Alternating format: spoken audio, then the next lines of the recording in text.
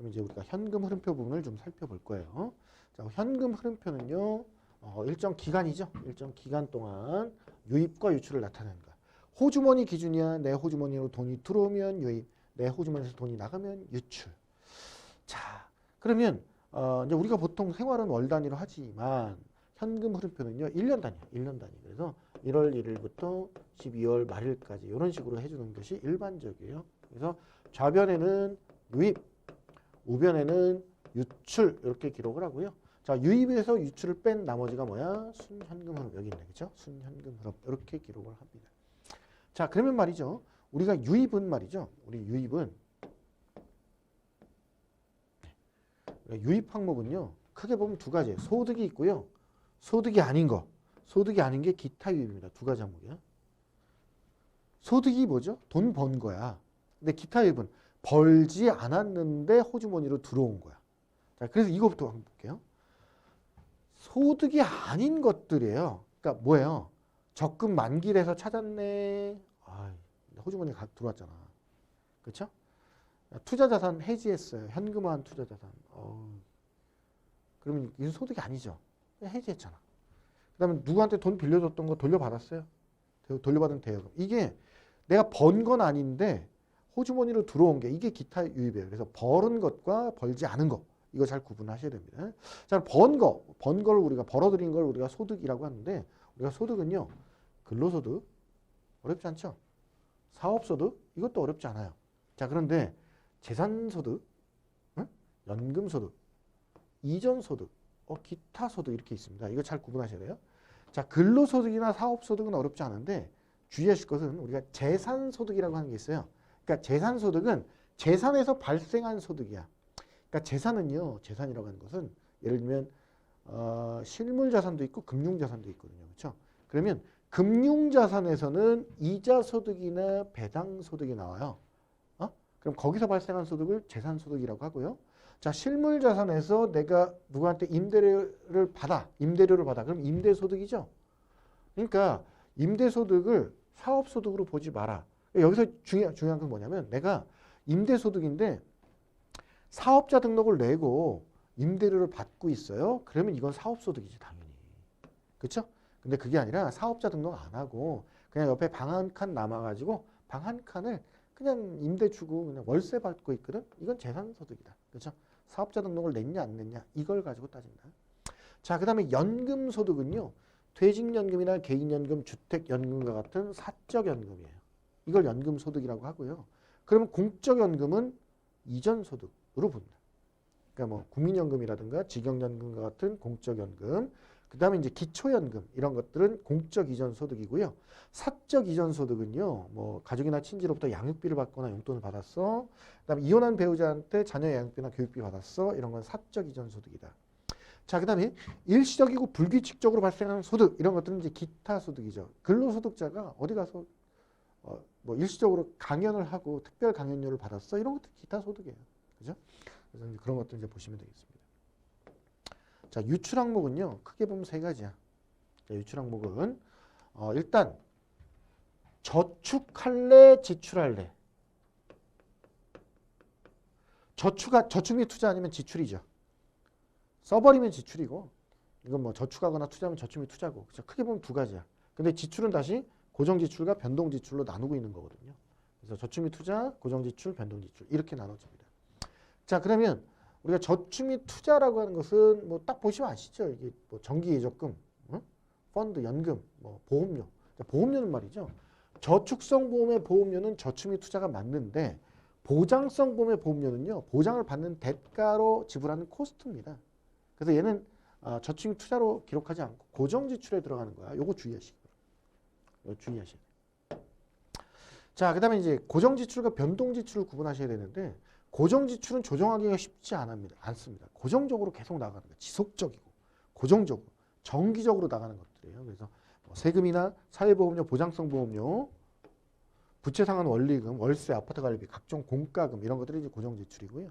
자, 변동지출은요. 조정도 가능하고요. 금액 변동도 있을 수 있어요. 비정기적이에요. 그래서 뭐 식비, 교통비, 통신비, 피복비, 의료비 주로 이제 생활비에 해당하는 것들이 변동지출에 들어간다. 근데 꼭 이렇게 구분할 게 아니라 이게 사실은 이제 뭐 지출의 예상 가능성이나 지속성이나 반복성을 가지고 구분하는 게 좋겠다. 보통은 이렇게 한다. 이런 의미죠. 하지만 우리가 시험 목적상으로 이렇게 알아둬야 돼. 자, 그 다음에 이제 우리 신용카드 할부금은 결제 완료된 금액을 현금 흐름표의 변동 지출로 기록을 하고, 결제 잔액은 자동차 상태표 단기 부채로 기록을 하고, 현금 흐름표에 이제 주석을 세우는 거죠. 자, 정리를 하면 우리가 이제 유입과 유출이 있을 때, 자, 유입에는 이렇게 묶어서 소득이죠. 그 다음에 기타 유입이 있는 거야. 그렇죠? 그 다음에 소득에는 근로소득, 사업소득, 재산소득, 연금소득, 이전소득, 기타소득 이렇게 있는 거야. 그렇죠? 자, 그럼 유출에는 저축 및 투자하고 지출이 있잖아요.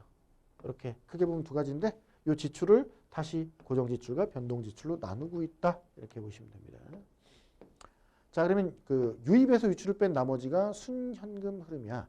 그죠? 그러면 순현금 흐름이 플러스다 라고 한다면 유입이 크고 유출이 작을 때 플러스가 나오는 거죠. 그렇죠? 돈 남았네?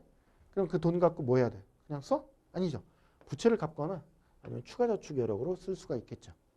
자, 그 다음에 유입에서 유출을 뺐는데 그 순현금 흐름이 마이너스야. 그러니까 들어온 돈보다 나간 돈이 더 많았다는 얘기잖아요. 그럼 요거는 소득 이외에 파악되지 않은 유입이 있는 경우가 대부분이야. 내가 뭐 누락시키거나 이런 것들이 대부분이야. 물론 이게 예를 들면 1월 1일부터 12월 말일까지이기 때문에 12월 31일까지 들어온 돈과 나간 돈을 하는 거기 때문에 예를 들어서 작년에 들어왔는데 올해 나갔거나 그렇죠? 네. 올해 들어왔는데 내년에 나갈 게 아직 안 나갔다거나 이런 경우가 있을 수 있어요. 그래서 시간 차이로 유입과 유출 차이가 마이너스가 나오는 경우도 있기 때문에 그런 것들을 잘 판단을 해봐야 되겠다. 자, 그럼 추가적인 설명이 필요하면 주석을 표시하면 좋겠죠. 자, 현금 흐름표 작성할 때 주의해야 될 점.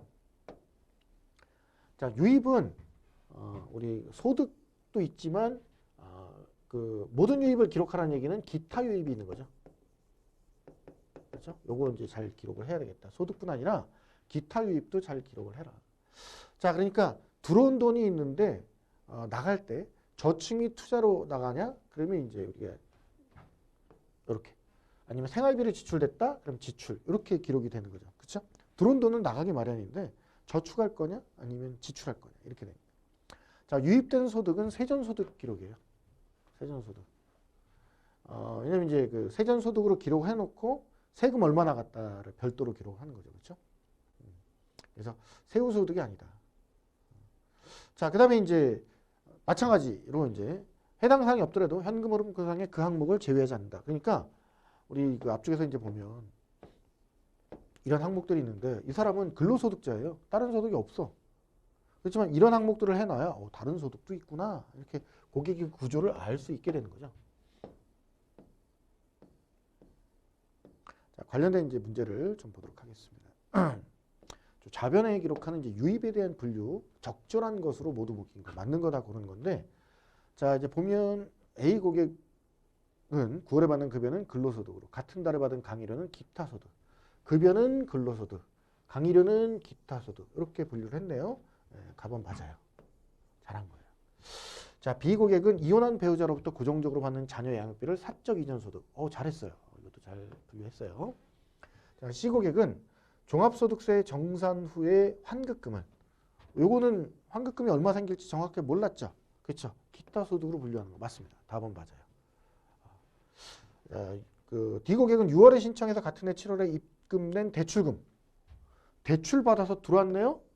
재산소득 아니죠. 이거 기타 유입이죠. 내가 벌어들인 거 아닌데 뭐. 기타 유입이야. 이거.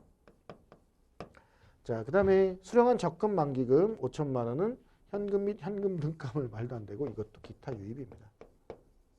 답은 이미 나왔는데 한번 살펴본 거고요. 가나다가 정답이에요. 자, 현금 흐름표 작성에 대한 설명으로 적절한 거 보시면 맞는 거 고르는 겁니다. 적절한 거. 사업소득은 유입란에 기록하기보다는 기업재무제표에 별도로 작성해야 된다. 말도 안 되는 소리죠. 사업소득 유입입니다. 당연히. 자, 보유하고 있던 정기적금을 해지해서 현금 보유하고 있다. 그럼 기타 유입으로 기록하네요. 맞아요. 2번 정답. 정답 찍고 넘어가야죠. 자, 우리는 교육 목적상 봅니다. 거취식 펀드 불입액. 펀드 불입했다는 얘기는 기타 유입이 아니라 이거 저축 및 투자죠. 자, 보험 상품 중 환급금이 없는 보장성 보험료는 저축 및 투자가 아니라 이건 고정 지출입니다. 이런 것들 이제 주의하시면 되겠습니다. 자, 현금 흐름표 작성 방법에 대한 적절한 설명으로 모두 묶인 거. 자, 이제 보시면 맞는 거 다 고르는 건데 가번에 유입란에는 고객의 근로소득, 재산소득, 사업소득 등 모든 소득을 기록하고 대출을 받았거나 보유하고 있던 금융상품 해지해서 현금으로 보유하고 있는 거는 저축 및 투자. 이게 아니라 기타 유입이죠. 잘 읽어봐야 되겠죠. 그 다음에 순현금 흐름은 유입에서 유출을 뺀 금액. 맞아요. 자, 유입이 유출보다 많아서 순현금 흐름이 플러스야. 그럼 이거는 이제 부채를 갚든지 추가적으로 저축을 하든지 이런 게 좋겠다. 맞아요. 답은. 자, 라번에 유입과 유출이 마이너스가 나왔어. 그러면 이제 들어온 돈보다 나간 돈이 많잖아요. 그렇죠? 유출이 유입보다 더 많은 거예요. 소득 이외에 미처 파악되지 않은 유입이 있는 경우가 대부분이에요. 라번도 맞아요. 그럼 4번이 정답이네요.